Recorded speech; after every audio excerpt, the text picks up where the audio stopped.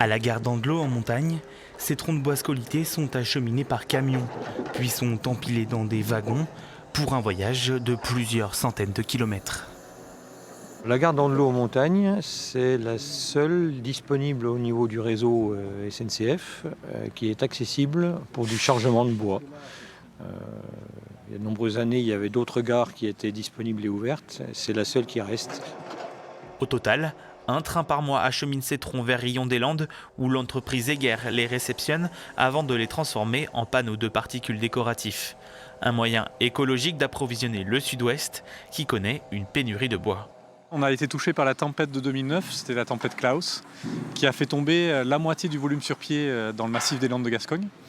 Donc on a dû s'organiser pour trouver du bois dans d'autres zones géographiques extérieures au massif des Landes de Gascogne.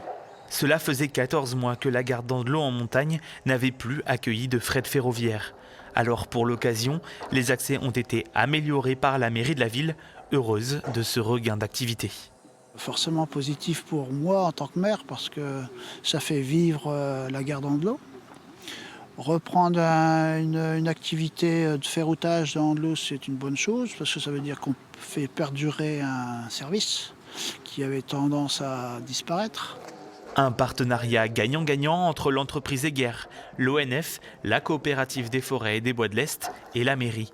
Car depuis 2 ans, les scolytes frappent les forêts jurassiennes, entraînant un trop-plein de bois.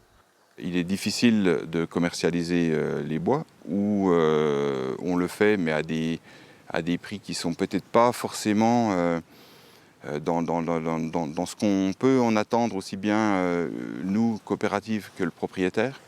Les wagons devraient continuer leur trajet mensuel vers les Landes jusqu'à la fin de l'année.